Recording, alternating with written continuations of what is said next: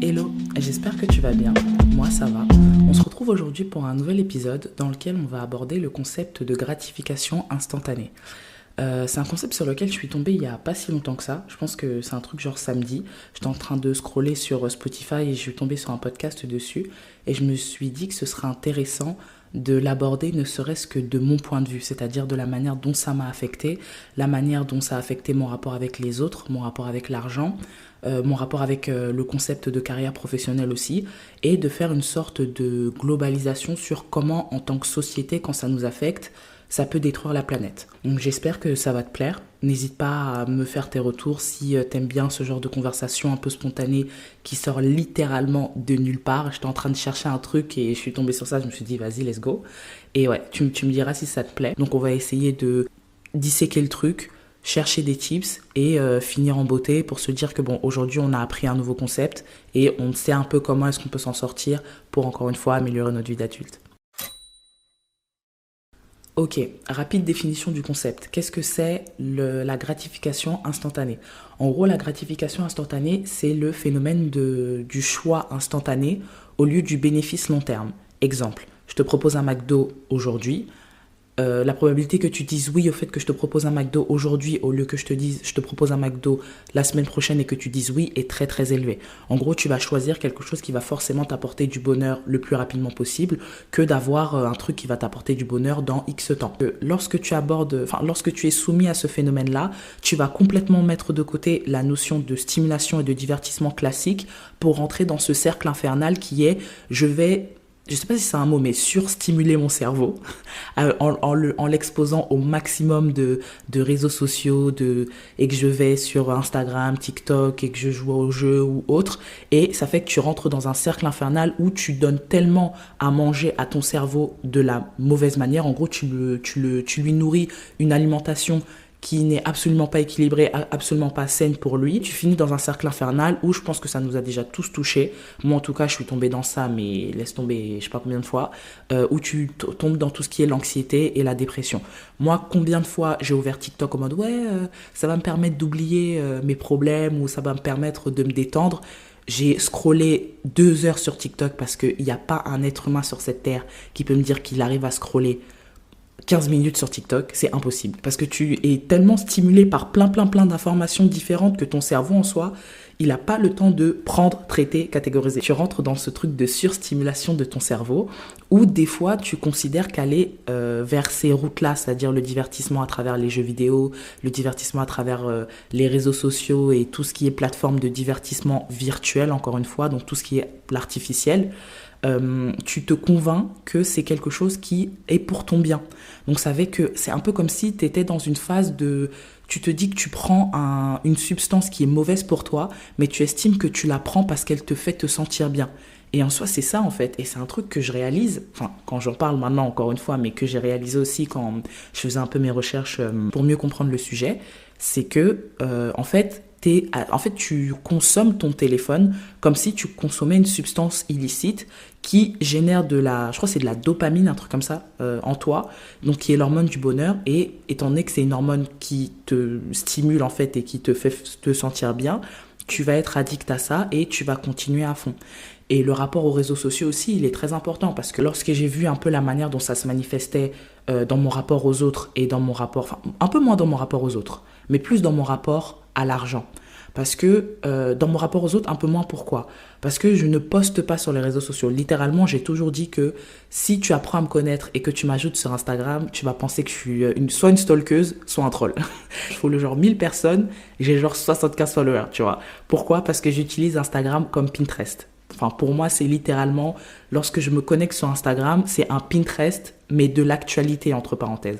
C'est-à-dire que je vais suivre un peu de tout, un peu d'actualité, un peu de mode, un peu de donc tout ce qui me plaît, mais je ne vais pas considérer ça comme un réseau social sur lequel je partage. En tout cas, mon Instagram personnel. Et donc, je me suis dit, ok, en soi, le rapport aux autres, il est un peu décrit comme le fait de vouloir constamment prouver que tu as et t'attendre à cette gratification instantanée à travers les likes, à travers les vues. Donc c'est un peu comme ça que c'est expliqué lorsqu'on aborde le concept de gratification instantanée avec tout ce qui est réseaux sociaux, Instagram, YouTube, bref, en fait, tout ce qui te permet d'obtenir des likes, des vues, de montrer que tu as une communauté et de montrer que tu appartiens, c'est considéré comme ton rapport aux autres et à travers les réseaux sociaux. Et en ce qui concerne le rapport à l'argent, je me suis rendu compte que, en tout cas en étudiant, je vois que le rapport à l'argent, il est énormément motivé par le sentiment d'appartenance et le fait de succomber à son impulsivité. En gros, le sentiment d'appartenance, ce sera, et c'est un truc que j'ai remarqué, et quand j'avais fait j'avais fait un rapport en début d'année pour l'école sur le parcours client de quelqu'un qui achète souvent chez Sephora, tu vois. Et je m'étais rendu compte en fait que le sentiment de communauté, le sentiment communautaire, c'est ce qui motivait énormément les achats parce que la plupart des clients Sephora faisaient leurs achats pour justifier la légitimité d'appartenance à la communauté Sephora. Lorsque tu arrives à ce stade-là, tu te rends compte que la plupart des achats dans les communautés en fait virtuelles, pour les personnes qui appartiennent à des communautés virtuelles ou qui suivent tel ou tel influenceur, la plupart du temps, ces achats-là sont manifestés parce que tu as envie d'avoir le même vêtement qu'eux, ou tu as envie de te dire que tu apprécies cette personne, mais tu as également le même budget que cette personne. Si je prends par exemple mon exemple, je sais que je suis énormément d'influenceurs mode. Combien de fois ça m'est arrivé de faire un achat parce que, je sais pas, j'avais telle ou telle influenceuse qui avait une boucle d'oreille que j'ai trouvée vraiment belle, enfin que j'ai trouvé incroyable, limite sur elle, et je suis allée directement l'acheter, pas directement dans le sens où j'ai des moyens de sortir mon argent comme ça, mais je l'ai mis dans mon panier pendant très très longtemps et j'ai fini par l'acheter. Pourquoi ? Parce que j'avais envie en fait, parce que j'apprécie tellement le style de cette personne qu'il y a une partie de moi qui a envie d'avoir la même chose qu'elle. Et le pire, c'est que c'est pas quelque chose qui en soit négatif que de vouloir appartenir à une communauté, mais c'est lorsque c'est purement virtuel et que tu n'as pas, enfin, et que tout cet aspect-là, c'est tu achètes littéralement, donc tu succombes à cette impulsivité d'acheter parce que tu veux montrer que, si c'est répété, là, ça va être négatif. Et encore une fois, j'aime bien dire que toute pratique a ses extrêmes. Donc, en soi, le fait d'en acheter de temps en temps, il n'y a pas de souci. Mais le fait de te dire qu'aujourd'hui, ta star, elle a un truc, tu vas l'acheter. Demain, elle a un truc, tu vas l'acheter. C'est là où ça commence à être négatif parce que ce concept de gratification instantanée va se manifester dans un premier temps, je veux montrer que j'appartiens. Donc, je veux montrer ma légitimité d'appartenance à ce groupe-là. Donc, je vais acheter. Et en plus, si je répète ça, je vais rentrer dans un cercle où, de un, mes finances, elles vont prendre cher, et de deux aussi, est-ce que ça me fait me sentir si bien que ça, que d'avoir la même paire de chaussures, la même boucle d'oreille, le même setup que tel ou tel influenceur ou célébrité que je suis. Et il y a de nombreuses marques justement qui surfent sur ce concept-là, c'est-à-dire que et qui ont créé même, enfin, une partie de leur business model est focus sur ce concept de, dans un premier temps, je vais te faire accéder à un budget que tu n'as pas. Enfin, et même les réseaux sociaux en soi, combien de fois est-ce que tu as parlé d'un article que tu voulais acheter, d'une place de concert d'un artiste, tu te connectes sur Instagram, comme par hasard, l'artiste, il arrive dans ta ville, ou tu vas sur Pinterest et tout d'un coup, tu as un onglet avec, tu as une épingle avec le gros article bien en lumière là, qui te montre bien que ton téléphone vient de t'écouter pendant les 25 dernières minutes de ta conversation. Et c'est justement ce truc-là où tu te dis que les marques, elles surfent sur ce marketing intense et en soi, elles ne font que te pousser à faire des achats que tu n'as pas forcément envie de faire, mais elles te font comprendre que cet achat-là va te faire rentrer dans une communauté. Et c'est un peu ça. Et pour revenir sur les marques justement qui surfent sur cette vague-là et qui ont fait d'une partie de leur business model le fait de t'octroyer un budget pour que tu puisses réaliser ces achats, même si ton panier moyen c'est absolument pas ça et que ton budget c'est pas ça du tout, c'est le paiement 4 fois. PayPal paiement 4 fois, Klarna, tous ces concepts de cashback qui sont t'achètes mais t'inquiète, je vais quand même te rembourser. Moi, déjà, de 1, je vais pas te mentir. En toute honnêteté, j'ai saigné PayPal 4 fois. J'ai pas saigné, mais j'ai quand même saigné, tu vois. Je tombais dans le piège de constamment, de faire des achats peut-être à hauteur de, je sais pas, en tout, un truc genre 100 € et après d'être prélevé plusieurs fois, tu vois. Mais ça, c'est un truc que j'ai arrêté parce que je me suis rendu compte que c'est une sorte de dépendance que de constamment être endetté. Et c'est un concept aussi sur lequel on ne revient pas. C'est que en soi, ces plateformes, elles t'endettent. Et je pense que aux États-Unis, c'est beaucoup plus accepté parce que c'est littéralement normalisé que d'avoir une dette. Combien de fois tu vois des vidéos d'étudiants, je viens d'entrer à l'université, j'ai 100 000 dollars de dette. C'est pas normal. Moi, je comprends pas. Mais bon, ça, c'est un autre concept, c'est un autre débat. Mais en gros, en France, je pense que c'est arrivé récemment. Enfin, honnêtement, je pense sérieusement que c'est arrivé récemment, le concept de paiement 4 fois. Et tu sais, c'est pas un paiement 4 fois avec un contrat. C'est vraiment un paiement 4 fois. Tu appuies oui, je valide les conditions d'utilisation. Allez, c'est bon, tu es endetté pendant les 4 prochains mois envers PayPal ou Klarna ou la plateforme que tu vas utiliser pour ce type pour ce type d'achat. Mais justement, ce concept-là de dette, il n'existe, enfin, c'est pas qu'il n'existe pas, mais il est gentiment poussé sur le côté. Et c'est un truc qu'on devrait réaliser de plus en plus, c'est que cette gratification instantanée, elle nous pousse à nous endetter des fois pour réaliser des achats qui vont derrière justifier une légitimité d'appartenance à un groupe.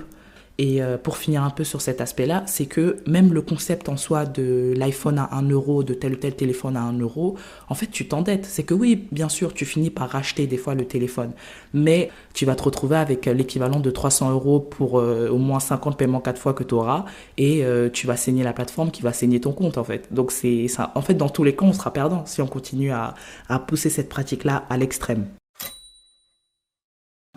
Le deuxième concept que je vais aborder, c'est le concept de gratification instantanée, notamment dans la perception de la carrière professionnelle / le succès. En gros, le succès qui est une continuité logique, entre parenthèses, de la carrière professionnelle.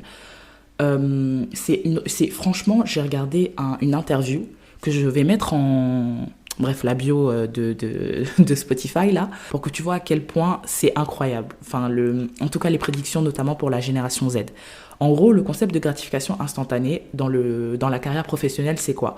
C'est de se concentrer sur le succès et de délaisser complètement le concept d'acheminement vers ce succès-là. C'est-à-dire toutes les étapes par lesquelles tu vas passer pour réaliser 10 succès. Et c'est une prédiction qui a été réalisée, donc c'était une interview de Simon Sinek, c'est un conférencier et quelqu'un qui parle de tout ce qui est développement personnel et tout. Et il disait que justement l'observation qui a été réalisée avec la génération Z, c'était en soi la génération qui s'est énormément battue pour son acceptation, que ce soit en termes d'identité, d'orientation sexuelle, d'identité de genre, que ce soit en termes de vraiment se battre pour continuer de se battre, mais utiliser les réseaux sociaux pour amplifier leur voix. Mais dans un autre cas, c'est une génération qui a grandi avec une commercialisation du monde du travail à travers les réseaux sociaux. Je m'explique. On est soumis à une propagande du monde du travail qui est fausse. C'est-à-dire que lorsque tu vas et je pense que TikTok, c'est le meilleur. Instagram, on pensait que ça avait un grand niveau, mais TikTok est venu exploser les scores. On est soumis à une propagande de ce que c'est le monde du travail à travers, par exemple, un réseau social comme TikTok.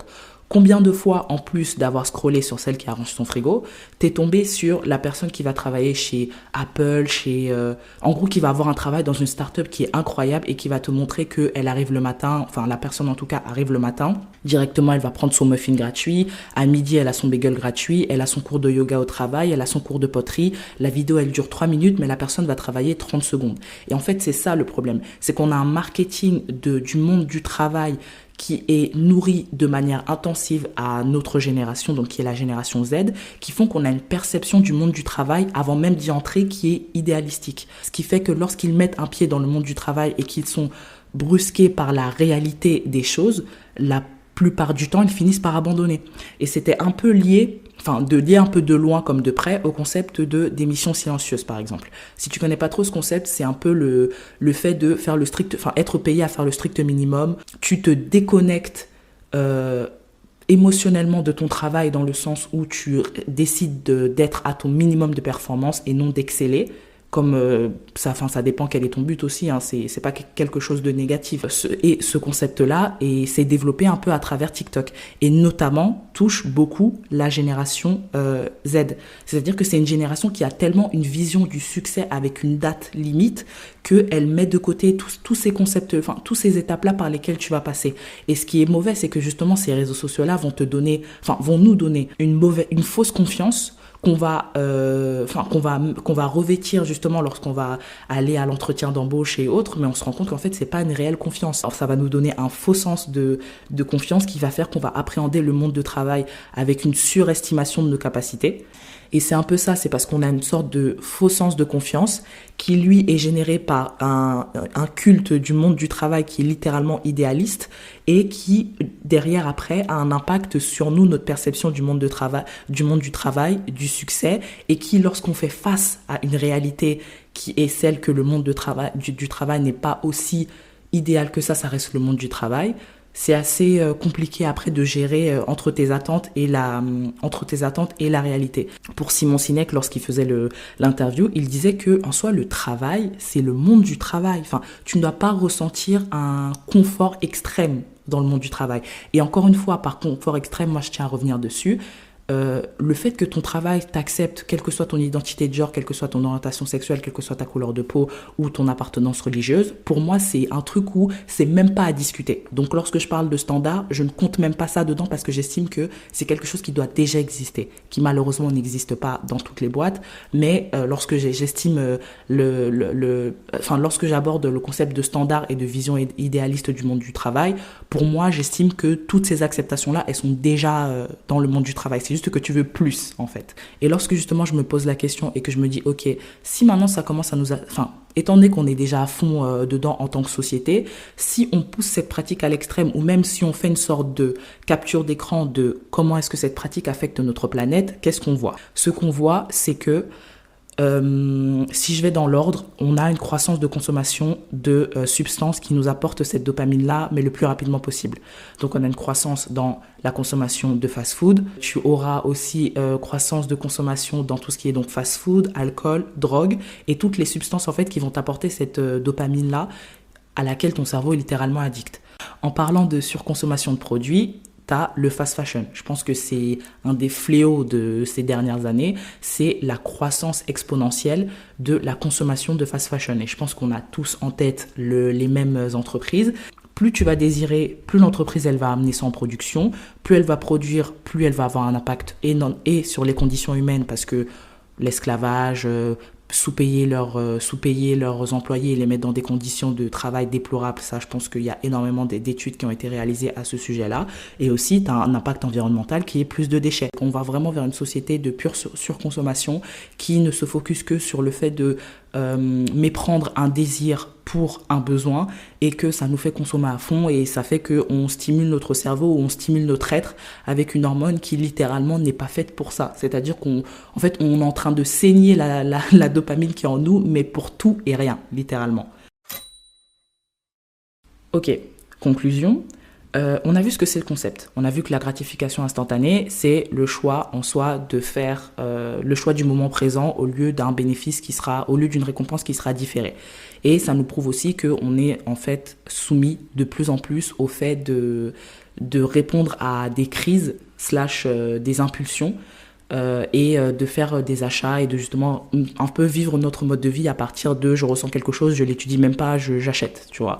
Et c'est un peu ça, c'est que par rapport à notre rapport aux autres, par rapport à notre rapport à l'argent, on se rend compte que on est dans une société où en fait, je me suis dit en soi, on n'est pas plus mature que l'enfant qui tapait des crises dans le magasin de jouets parce qu'il estimait que s'il ressortait pas de ce magasin avec tel ou tel jouet, il était mort, tu vois, genre sa vie n'avait plus de sens. Sauf que le truc, c'est qu'on est autant l'enfant qui tape sa crise que le parent qui a les moyens de financer cette crise. Et nous, en tant que parents, au lieu de dire non, on sort du magasin, t'auras même pas ton jouet, on l'achète parce qu'on succombe justement à cette impulsivité-là. Et je pense qu'on est un peu tous dans ce bateau-là. C'est juste que c'est assez compliqué de ne pas le faire lorsque tu as des applications qui te bombardent avec des codes promo, qui te font un marketing intensif. Je pense que c'est plus le mot, il faut déjà qu'on aille vers un mot supérieur à intensif, agressif, pardon. Parce que là, pour moi, ça va plus que ça va plus loin que ça. Et c'est que c'est compliqué, en fait. Moi, combien de fois je me suis levée 2 fois.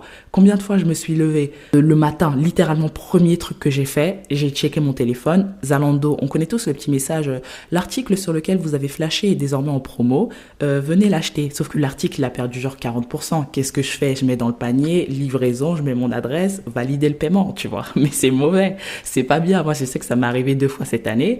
C'est ces 2 fois-là où je me suis réveillée, je me suis dit, Reine, premier truc que tu fais, même pas tu te brosses les dents, il y a déjà de l'argent qui sort de ton compte, c'est pas normal. Et c'est vraiment ça, c'est qu'on succombe vraiment à ces crises et à cette impulsivité-là. Et le but, c'est de faire la distinction entre, ok, voici ce que je désire et voici ce dont j'ai besoin. Le deuxième aspect, c'est la partie carrière professionnelle et succès. Les différents articles et les vidéos que j'ai vus le mettaient sous forme de la génération Z, elle passe par ça essentiellement. Donc lorsqu'on fait nos études, on se rend compte que c'est principalement la génération Z.